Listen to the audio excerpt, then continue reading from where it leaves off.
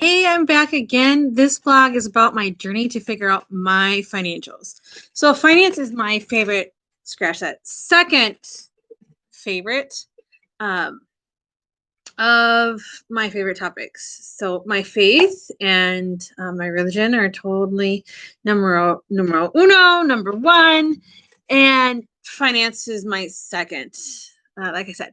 So it's my favorite, second favorite, and my most intimate topic because it's been one that I've struggled with since I had to learn to manage my own money 22 years ago. I always hated reconciling my bank account to my checkbook, so I never kept one. Therefore, I had to figure out how to budget and keep track of my money so I did not end up where I was 18 years ago. So, for reference, this is when payday loans and direct deposit advances came around to be a thing of popular culture. Um, and really, my detriment started with credit cards. I learned credit card tricks of putting the balance of one credit card to another and then promising myself that I would just pay it off. Still, I added more to that balance and never paid it off until the credit card company closed my card. The other credit card trick I learned was to pay off just enough of the balance to make my credit card company happy. And there were times I paid a card so I could turn around and use that card.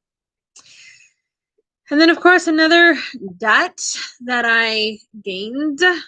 Um, Basically, I have almost as much debt from student loans as I do for my house.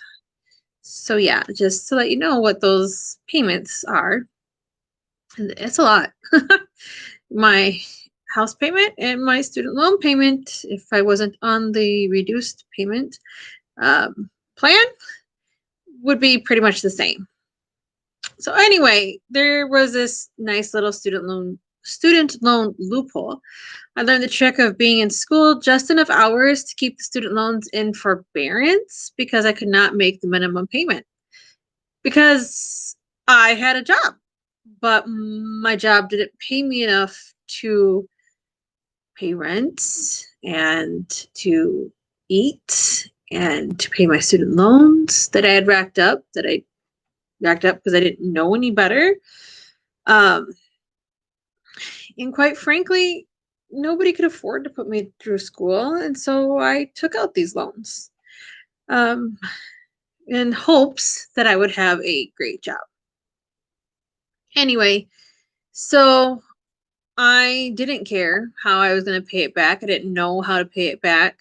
And um, I was going to figure that out down the road. And I have. And that's later on. So the disadvantage of payday loans and direct deposit advance, the number one disadvantage is it's a nasty cycle. The interest rates are, I don't say phenomenal, but like phenomenal high. They're crazy high. Um, and I learned about payday loans so I could go see a doctor and put some food in my stomach. So, like I said, I was working full-time job and a part-time job, and it wasn't enough.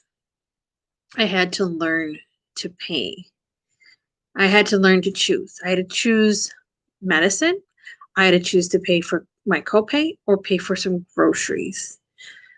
Um, what had happened is that I had made $1 too much 1 month for welfare. I was playing by the rules of trying to get ahead, but I picked up an extra shift because I needed it, and I didn't play the welfare system um, like some people do. A lot of people don't, and I just want to say that right out front. A lot of people don't play the welfare system, but I knew a couple of somebodies who did. Anyway, but that wasn't me. I was in integrity. I was like, nope. I um, said exactly what I made, and I earned $1 too much. I even asked the lady on the phone, I'm like, so what happens if it was 1 cent too much? And she said, it's the same problem. And then she asked me a question, and I said, no, I'm not even married. And so that would have would have meant that I would have needed to be pregnant with some random guy's kid. And I was not going to do that to get help. And so, in my opinion, it's a broken system. And it keeps people in poverty, those who want to stay in it. But it's also very helpful for those who can't get out for whatever reason, right? Anyway, that is a big segue soapbox that I could totally do, but I'm going to stop because that's not exactly what I was talking about. Because I'm talking about my journey to figure out my financials. And so the disadvantage, like I said, was payday loans, a direct deposit advance. And it continued. Again, just like the credit cards, it continued until they stopped giving me credit. And it wasn't credit I could manage anyway. So really, the sooner they did it, the better off I was. It was painful, mind you, definitely painful, but done.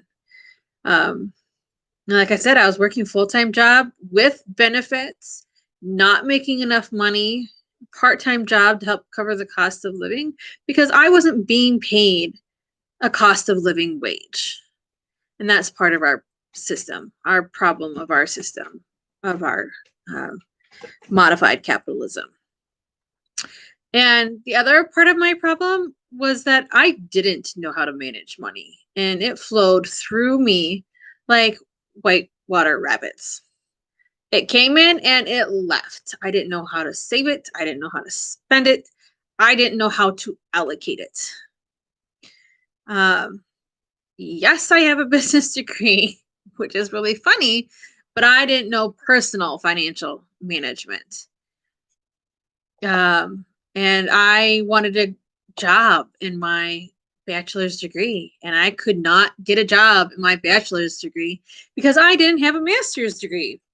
And I couldn't get a master's degree in my field because I had a 2.99 GPA instead of a 3.0 GPA.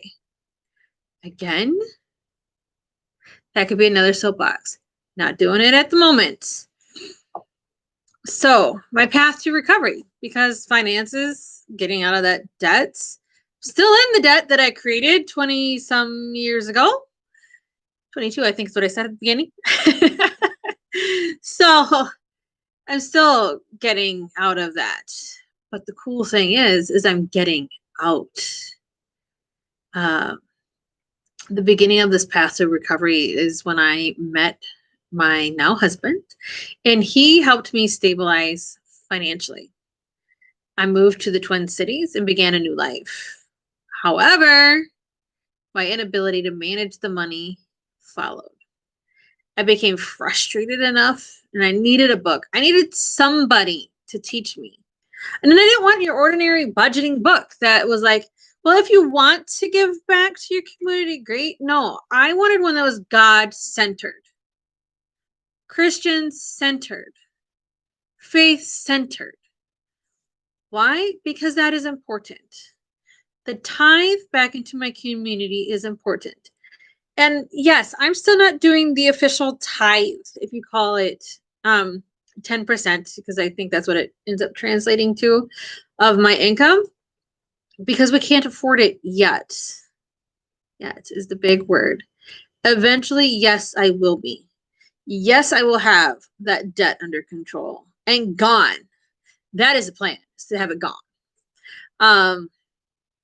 And yes, I will have my savings accounts built up to have a year's worth of expenses saved, and then actually making my money work beyond that.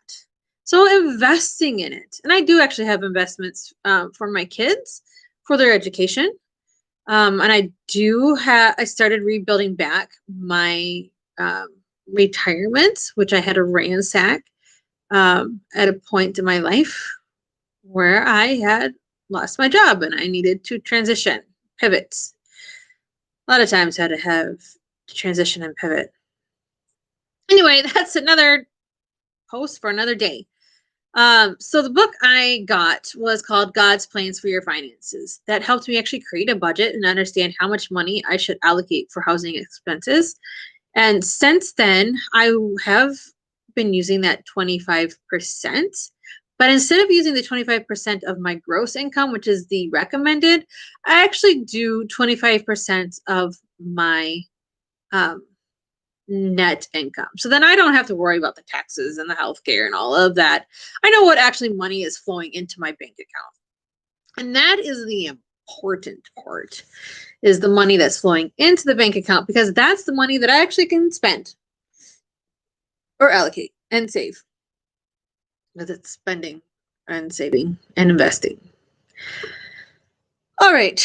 And so then another change that I have learned in the last few years that's helped, instead of dividing my budget by the annual income by 12, I actually divide it by 13. And the reason why is because I get paid every 2 weeks. The 12 month budget is for people who get paid monthly or semi-monthly, while a 4-week cycle budget is much better for those who get paid every 2 weeks. So it really depends on how it goes. So how does your pay cycle go? You can even do a budget by pay cycle. And I've thought about that. It's just a little more intense than I want to do right now. But well, if I think about it, in reality, that's what I do, because one pay cycle pays for the mortgage and our living expenses, and then the other pay cycle pays for all the rest of the bills and our living expenses. So, yeah, I guess I do budget for 2 weeks at a time. Anyway, another digression. I've got a lot to talk about later. Anyway, the Green Gap is the Green Gap budget. You could totally YouTube that. Green Gap OOLA, OOLA. OOLA guys have done great. This it actually is a budget that morphs with you. You detail the income that you're earning or receiving this next planning cycle. So you can plan for the 4 weeks. That's what I do, because that's how I get paid. And then you detail the expenses. And like I said, you could actually do that every week if you wanted to. You just do the income that you're earning and then the expenses that'll do that week. Ooh, that's a thought for later. Anyway, light bulbs are going off and I need to focus, because a lot of times I'm a flashlight instead of a laser, and I've got to refocus down my flashlight to a laser. Anyway, so detail the income you're earning, detail the expenses. You subtract the expenses from the income. So this is your gap. Green gap is a positive number, red gap is a negative number, and red gap is not good, because that's when you need more money to pay for your green gap, or you need to delete some of those expenses. And that's step 4, actually, just to maximize the green gap by either increasing income or decreasing expenses. And you don't have to have a red gap to actually do that. You could do it if you have a green gap. You're like, oh, well, I can sell this in my house, or I can offer more services or a discount on my course or whatever it is. And so then you take that green gap. So you've covered your basic expenses, your food, your housing, any minimum payments for your debt, and things like that, right? Because that's where I'm at. And then you apportion the green gap accordingly. So it's 45% to your debt. So of the green gap, so let's say it's $100, so I can make the math easy on myself. 45%, so $45 goes to debt. So that's your debt overhang. That's where you start slamming that lowest balance with that extra $45 a month. Or I want to say month, I mean the 4-week pay cycle. Okay, we'll just say it like that. And then 45% goes to savings, like actual real savings. And you can reallocate that to different things. Like I have a clothing savings, a house savings, a car savings, Not like I'm buying a house, like house repairs, more like savings. So 45% or $45 would get allocated to those different things. You could also put it towards like investments if you're at that stage in your life. And then 10% goes to frivolous spending. So 10%, so $10. So you've got now $10 to go spend for dinner or for movies or whatever it is. And this one actually is where I went from that traditional God's plans for your finances budget to the Green Gap budget. And I went, I am spending way too much money on frivolous spending to get me moving in my goals. And so with that, I said, okay, we're going to realign where it belongs. Because I had it in my budget, it was there. I was just spending way too much money on that according to the Green Gap balance. And then, of course, you rinse and repeat every month or every pay cycle or no no less than every month or every 4 weeks. But depending on if you need to budget this next paycheck and you get paid weekly, then maybe do that. Rinse and repeat, rinse and repeat. Because I was also at a point, if I had the Green Gap budget back when I was getting paid weekly, that would have helped a lot instead of trying to budget across a whole year. Anyway. All right. So like I said, I love the Green Gap budget because I must look at my income and my spending and my financial goals every month at a minimum. I track my expenses against the budget daily or near daily. And now I step back and look at the forest monthly in the Green Gap process instead of yearly or semi-yearly. So that's what I used to do. When I first started budgeting, I would set the budget for the year. And then if I blew a category, then I would say whatevs. I probably would have said another word, but whatevs is kind of the rated G version. And just spent money anyway and gave up for until the next year. And then I switched over to a semi-yearly. So I'd do the year budget and then I would reevaluate semi-yearly. But now with the Green Gap, it's monthly. At the end of the month, I only budget for 2 weeks.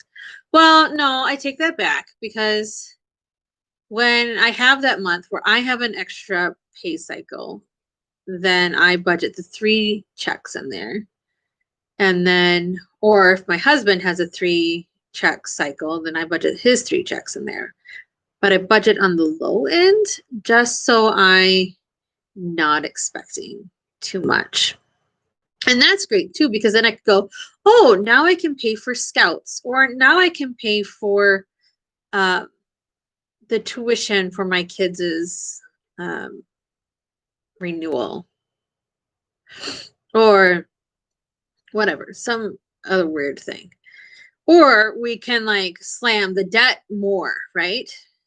Or even in Christmas time, it was, oh, I have this, I can pay for that now.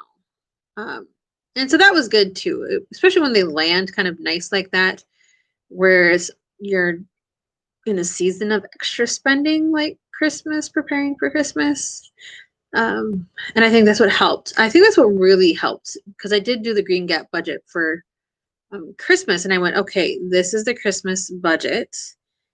This is what I'm spending. And I put it under the expenses column, not the frivolous column, but the actual expenses, because I'm like, I need to put the money in there. I need to put it there. I've been trying to save all year. We've had to ransack our savings because one of our house repairs cost pretty much twice as much as we were expecting it to cost. So we end up ransacking all our savings. Anyway, I digress. Thank you for your patience. And so, you know, my story and my relationship with finance and money and all my little side stories that I started going down. And if you want me to join you in figuring this part of your life out, or you need someone to check on with you monthly for accountability, I'm your girl, right? You can totally book a life coach session with me. The link's in the description, and or you can find me out on Facebook, the little rest pits, and then type life coach into the message chat, and I can get back with you. And then we get see if I'm the right coach for you. And also, um,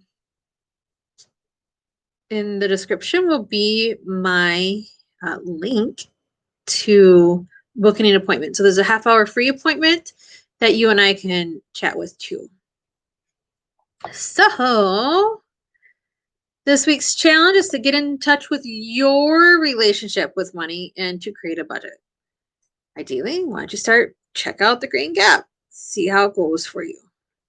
Anyway, that's it, and I hope you have a wonderful day.